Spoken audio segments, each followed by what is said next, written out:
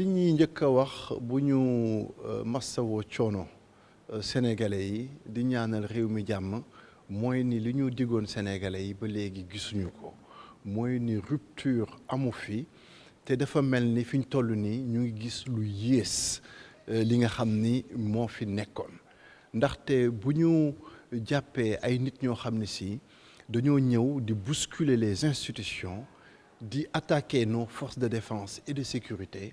di toj les outils de travail di toj les outils de production ñooñu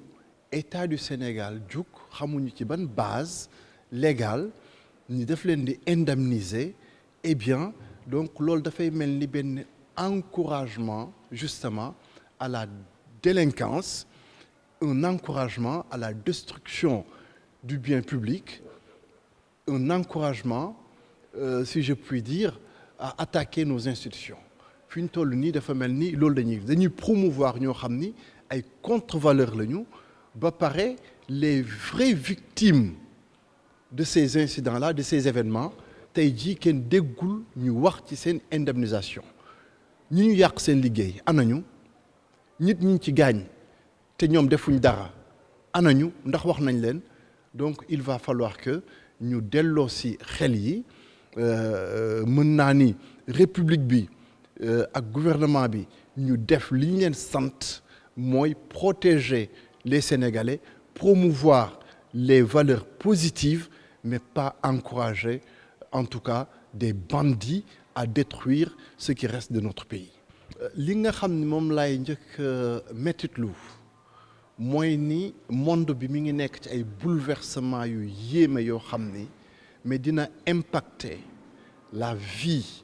du monde mën naa ni pour les 50 ans à venir te dégguñ ci baatu Afrique dégguñ ci baatu Sénégal benn yoon biñ ci commencé dégg baatu Sénégal mooy biñ ne aidu USAID dagg nañ ko mais avant loolu mais jamono jiñ toll Occident lan moo fay débat Occident muy immigration donc Occident que mu nekk États-Unis mu nekk Europe ñun la ñuy waxtaane ñun africains yi ñun waxtaane wuñu suñu bopp ñun pour am un discours pour am ay stratégie pour mën a anticiper li nga xam ni mi ngi xew dans le monde occidental nga xam ni ñun ñëpp la nar a impacté donc ñun amuñ ci benn avis toujours duñ nekk en fait dans réfléchir et agir dañuy nekk toujours dans le subir et réagir et quand on réagit naturellement ce n'est pas la bonne méthode donc il faut que ñun ñu nekk dans l'action la réflexion et l'action mais tey jii li xew États-Unis mais waxul bett kenn Trump au moins lui il tient ses promesses Trump le pervers comme je l'appelle il tient ses promesses donc nous attendons de notre prophète Ousmane Sonko qu'il tienne aussi ses promesses si un pervers peut le faire un prophète a l'exigence de tenir ses promesses donc li xew États-Unis ak USAID mais une crise bu amee dans le monde depuis guerre bi commencé Ukraine mais ñun lan moo ci suñu position boobu ba léegi suñu réaction au lieu que ñu servir ñun ci crise bi def ay rupture définitive par rapport à nos habitudes même alimentaires eh bien fii lañ nekk di jooy naan blé bi ñëw na blé bi ñëwul mais c'est l'occasion de rompre avec si je puis dire ce que les Français nous ont mis en place la baguette le pain le blé kan moo ko fi indi tubaab bi est-ce que c'est du consommé local non la crise en Ukraine occasion la woon pour que ñu jël beneen départ defuñu ko américains yi li ñuy nekk nii di def ku jàpp ni c'est du négatif eh bien non ñun suñ naataangi réew dañ jàpp ni c'est du positif parce que ñun Sénégal ñun Afrique il faut que ñu jël suñu ay responsabilités mënuñu bëgg lu ñu amul et il faut qu'on se donne les moyens justement di am les nan laa ko mën tuddee les moyens de nos ambitions li ñuy dundal liy fonctionner suñu réew ñun ñoo ko war a produire démb maa ngi traversé 2 aéroports yu bokkul à travers le monde traversé naa benn aéroport italien et j'ai pris des photos de Caritas et ça c'est dans tous les aéroports du monde ñan lañ fay représenter bu ay ONG di def ay appel de fonds ay appel de dons donc dañuy teg une boîte comme ça vitrée tubaab bu ñëw mën nga ci dugal xaalis ñu jël affiche u visage u africain yi mën naa ni donc apposé ko ci kaw boîte yooyu mais l'Européen qui passe par là mais lui qu'est-ce qu'il pense mais que ñun ñëpp dañu xiif dañu mar que Afrique image bii la amul leneen et on est en 2025 et l'Occident l'enfant occidental a encore ce schéma parce que ñun ñooy toog encore di tàllal loxo mais nee nañ souverainisme mais les carcasses là de moutons qui viennent d'Arabie Saoudite au temps du PS ay wax la woon au temps du PDS ay wax la woon au temps de l'APR pareil ñu ñëw ba ci jamonoy APR ñu nekk ci jamonoy Pastef ñu nekk ci même problème yu misérable yooyu mën naa ni du partage des carcasses de moutons qui viennent d'Arabie Saoudite ñun suñu naataange réew gëmuñu Sénégal bu tàllal loxo ñun suñu naataange réew gëmuñu Sénégal bu ñuy may ñun suñu naataange réew dañu gëm Sénégal boo xam ni on va fonder des familles yoo xam ne dinañ leen mën a soutenir dinañ leen mën a entretenir ba kenn du soxla jëli dara bitim réew ñu koy jox suñu njaboot ñu nekk njaboot goo xam ni njaboot buy tàllal loxo njaboot bu dépendant donc Pastef su ne rupture souverainisme eh bien pratique yooyu nga xam ne moom lañ séq ak yenn réew yi il faut que ñu dagg ko mu jeex ñun sénégalais yi ñu jël suñuy responsabilité parce que tout simplement que la corruption est un crime contre la nation évidence la ñun dañu juddu ñu ñuy bindal ci classe yi l'apartheid est un crime contre l'humanité mais l'apartheid fan la woon Afrique du Sud la woon sori na lool ñu solidaire woon nag des Africains du Sud mais dans le même temps man Sénégal apartheid xawuma rey man Sénégal corruption moom mooy bëgg a rey toutes les formes de corruption là ñun dañu génn suñu naataangi réew ci rek corruption administrative corruption économique il y a de la corruption intellectuelle dans ce pays il y a de la corruption morale il y a de la corruption religieuse la corruption elle est multiforme dans ce pays te kenn bëggu ci wax mais bi suñu naataangi réew commencé corruption mais du tey ñun président Macky Sall bi mu ñëwee seet suñu 2012 ñu dafa bëgg ñu ànd ak moom dañ ko ni création d'un conseil national de lutte contre la corruption et l'enrichissement illicite donc ñun dañu nekk ci schéma boobu depuis très longtemps donc boobu ba léegi ñu ngi ci nekk di wax mais gisuñu benn acteur politique même parmi les jeunes même parmi ceux qui nous parlent de gouvernance eh bien qui mën naa ni ñëw participer à ce débat-là ñoom ñëpp lu ñu lay wax bonne gouvernance alors est-ce que acteurs politiques sénégalais yi am nañ volonté ñu xeex corruption bi wala tout simplement dañ koy mbubboo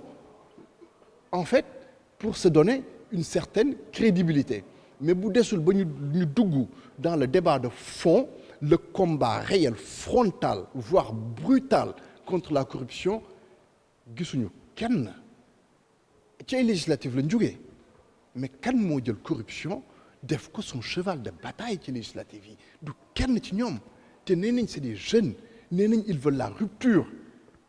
mais ñu ngi leen di xaar ci terrain bi ces jeunes acteurs politiques am na classe politique boo xam ne mënatuñu xaar ci moom benn xeetu rupture benn xeetu combat contre la corruption parce que ñoo xam ne la corruption est devenue consubstantielle à leur être mën naa ni sax à l'être du Sénégalais en général mais en tout cas au niveau des élites au niveau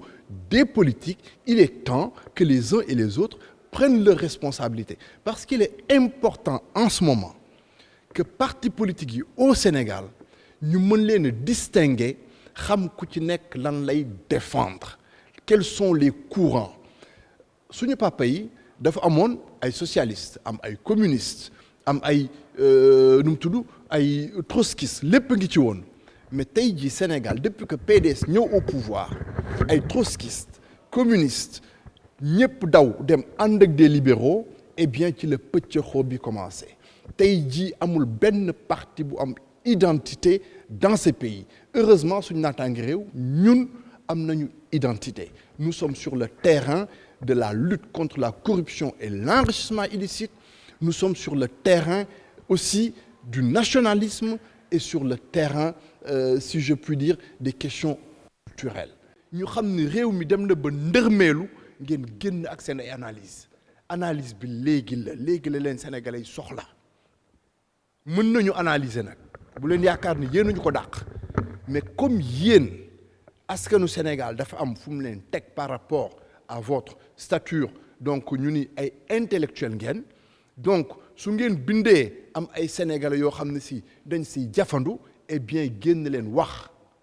sama ndijaay Boris dañoo daje man ak moom 2015 au Canada ci suñ biir waxtaan sama ndijaay ni ma moom problème am Sénégal mais je vous parle de mon oncle Boubacar Boris Diop mooy problème am Sénégal mooy policier ci tali bi est-ce que mën xalaat ngeen imaginer Boubacar Boris Diop sama nijaay ni moom policier yi tali bi ñooy problème am donc ce qui veut dire que cette question-là de la corruption chez nos forces de défense et de sécurité les abus de pouvoir mais ñëpp la naqari nit ku dem ba Canada génn Sénégal eh bien yow sa préoccupation mooy loolu ce qui veut dire que je ne parlerai pas de traumatisme mais am na lu ko naqari te du moom rek donc nag ndijaay Boris ak ñeneen ñi nekk ci réew mi nga xam ne su ngeen bindee ñu liir leen wala su ngeen waxee ñu déglu leen génn leen waxal askanu Sénégal génn leen waxal askan wi mais pas contre un pouvoir mais génn waxal askan wi dafa sonn askan wi dafa am ay soxla boobu ba léegi li ñu ko digoon gisu ko et en plus ñu ngi gis ni suñu ay liberté ñu ngi wàññeeku presse bi ñu ngi koy xoqatal nit ñi pour un oui pour un non ñu convoqué eh bien il faut que ñi am kàddu ci réew mi ñi nga xam bu ñu waxee ñu dégg leen il faut ñu génn wax dëgg trahison yi may wax ci Pastef depuis le début waxoon naa ko avant les élections après les élections trahison yi bari na et puis surtout su France di wax émigration choisie mais ñëpp dañuy yuuxu ni racisme Qatar ñëw def la même chose mais pourquoi kenn waxul racisme c'est du racisme c'est de l'antinégrisme ñun Sénégal ñun ñoo formé ñoo jàngal ñoo dépensé léegi ñu wax dem servir Qatar parce que ñun créé wuñu ay conditions pour que suñu doom yi ñu formé ñu mën leen a liggéeyloo mettre leen au service du pays daf may ñëwloo ci question bourse yi mais ñaata jeunes sénégalais la ñu accordé ay bourses ñu dem bitim réew ak xaalisu sénégalais yi impôt néew ju doole yi aussi mais ñëwuñu servir Sénégal kenn créewul les conditions donc xaalis Sénégal bi mais ñu koy sànni par des milliers de milliards te kenn du xalaat à ces questions-là bu ñu jëlee question Espagne mais pour ñu dem daggi ay fruits mais tubaab bi démb moom moo ñëw di jàpp di fournir des efforts balaa muy jóge Occident avec son navire dina dem ci forgeron yi ñu defar ko les chaînes les boulets dina dem wuti des avocats dina dem wuti des assureurs ñu assurer navire yi donc mu doon une entreprise boo xam ne daf ciy sonn ñun tey ñun ñooy jël suñuy doom livrés pieds et poings liés ni Occident ñu ngo